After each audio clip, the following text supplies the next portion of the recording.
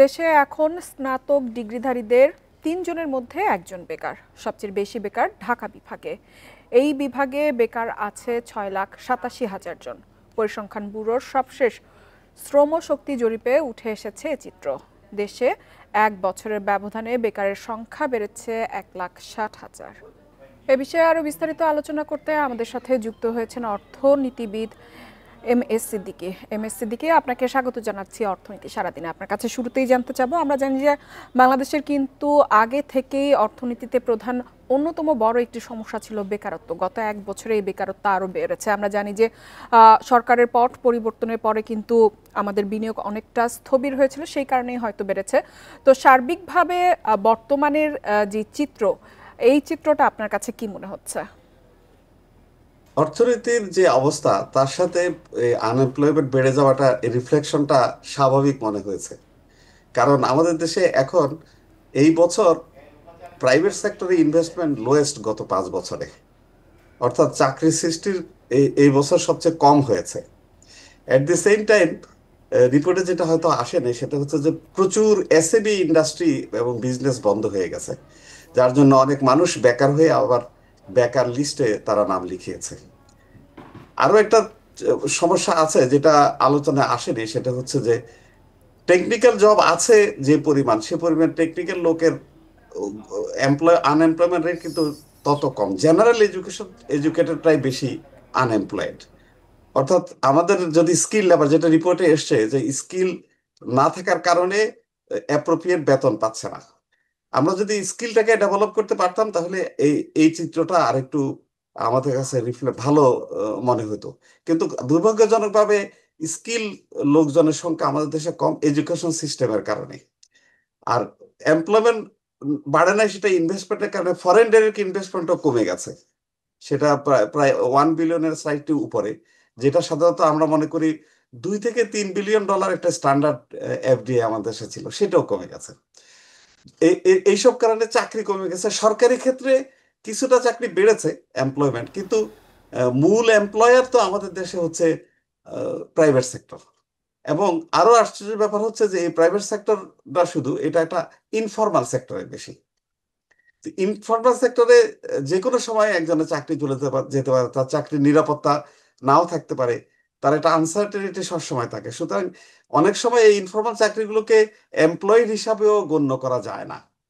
কতগুলো চাকরি আছে ইনফর্মাল সেক্টরে। সবকিছু মিলিয়ে বর্তমানে যে অর্থনীতির যে অবস্থা, সেই অর্থনীতির অবস্থার সাথে আনএমপ্লয়মেন্ট রেটটা মিল আছে, এই সার্ভের সাথে মিল আছে। আমি মনে করি দুর্ভাগ্যজনক হলেও এই কথাই সত্য যে চাকরির সংখ্যা কমে গেছে এবং আনএমপ্লয়মেন্টও বেড়ে গেছে সেই সাথে সাথে। এম এস সিদ্দিকী, আপনার কাছে জানতে চাইবো, আমাদের দেশে কিন্তু আমরা দেখলাম যে এবারে রিপোর্টে শিক্ষিত বেকারত্বের হার বেশি, সেই সাথে আবার উপযুক্ত পারিশ্রমিক না পাওয়ারও অভিযোগ রয়েছে। এই সমস্যার সমাধান আসলে কোথায়? একটু আলোকপাত করেছি, সেটা হচ্ছে যে আমাদের দেশের যে প্রাইভেট সেক্টরে যে চাকরিগুলো, এগুলোতে স্কিল লোকের খুব দরকার। এখন আমাদের যে নতুন যে গ্রাজুয়েটরা, এদের তো স্কিল থাকে না। পৃথিবীর অন্যান্য দেশে যখন তারা কলেজ ইউনিভার্সিটিতে পড়ে তখন নারকো স্কিলের বিভিন্ন রকম কোর্সে ওরা জয়েন করে এবং অফ টাইমে চাকরি করে। আহ, এবং ইউনিভার্সিটি থেকেও সেই সেই অভিজ্ঞতা অর্জন, স্কিল ডেভেলপমেন্টের জন্য প্রমোট করা হয়, তাদেরকে সহযোগিতা করা হয়। কিন্তু আমাদের দেশে সেই প্রোগ্রামগুলো নাই।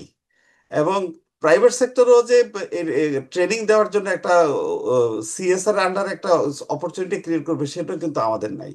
সুতরাং সেদিক থেকে একটা গ্রাজুয়েট যখন মার্কেটে আসে সে থাকে আনস্কিল, কিন্তু এমপ্লয়াররা স্কিল লোক ছাড়া চাকরিতে নিতে চান না। আরেকটা জিনিস হচ্ছে যে অর্থনীতির একটা একটা ডাইমেনশন চেঞ্জ হলে তখন টেকনিক্যাল নলেজটাকে, এডুকেশনটাকে গুরুত্ব দেওয়া হয় সেলসে এবং মার্কেটিং এ। বিভিন্ন জায়গায় স্কিল লোকের ডিমান্ডটা বেড়ে যায়। কারণ মার্কেটিং এ তখন প্রোডাক্ট ডেভেলপমেন্টের জন্য প্রোডাক্ট ডেসক্রিপশন, প্রোডাক্ট আইডেন্টিফিকেশন, এগুলোতে নলেজ দরকার হয় এবং সায়েন্স ব্যাকগ্রাউন্ডটাকে তখন প্রেফারেন্স দেওয়া হয়। আমরা গুরুত্ব দিয়েছি এমবিএ, বাড়িয়েছি হায়ার এডুকেশনে, আমরা এমবিএ জেনারেল এডুকেশনটাকে বাড়িয়েছি, কিন্তু আমরা ইভেন ডিপ্লোমা বা বিএসসি ইঞ্জিনিয়ার বা অন্য সায়েন্সের সাবজেক্টগুলোতে আমরা আমাদের ছেলেদেরকে পাঠাচ্ছি না, বা ইউনিভার্সিটিতে সুযোগও নাই। সুতরাং এই মিসম্যাচটা স্বাভাবিক আমাদের দেশে। যে কোনো দেশের জন্যই কিন্তু মানব শ্রম শক্তির শ্রম বাজার অন্যতম গুরুত্বপূর্ণ বিষয়। বিশেষ করে মানব সম্পদ আমাদের দেশে যেটা রয়েছে সেটাকে আমরা কাজে লাগাতে পারছি না। শ্রম শক্তির রপ্তানিতেও আমরা অনেক পিছিয়ে পড়েছি। বিশেষ করে এখানেও কিন্তু বারে বারে উঠে আসে দক্ষতার বিষয়টি। এক্ষেত্রে আসলে এখন করণীয় কি বলে আপনি মনে করেন? টোটাল আমাদের এডুকেশন সিস্টেমটাকে ওভারহল করতে হবে।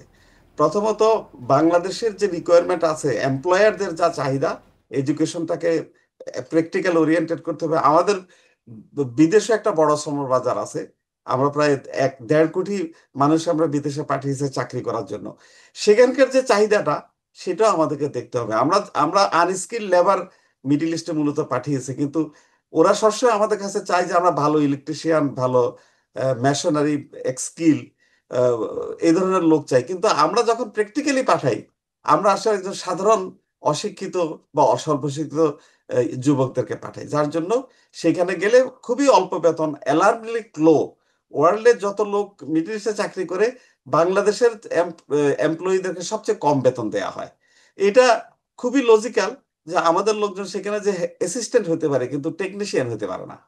তা আমাদেরকে টেকনিশিয়ান হতে হবে, ইঞ্জিনিয়ার হতে হবে, এই ধরনের কাজগুলোতে গুরুত্ব দিতে হবে। এবং তার মানে আমাদেরকে এডুকেশন সিস্টেমটাকে ওভারহোলিং করতে হবে। আমাদের দেশে যে কয়টা ইঞ্জিনিয়ারিং ইউনিভার্সিটি আছে তার থেকে অন্তত 4 গুণ 5 গুণ বেশি general education level engineering university আছে। তো সুতরাং এটা তো মিসম্যাচ। তো আমরা প্রথম থেকে ইস্যু আমাদের পলিসির ভিতরেই ভুল আছে বলে আমি ব্যক্তিগতভাবে মনে করি। সেখানে টোটাল থরো এডুকেশন সিস্টেমটাকে রিভিউ করা দরকার। এম এস সিদ্দিক, আমাদের সাথে যুক্ত হওয়ার জন্য আপনাকে ধন্যবাদ।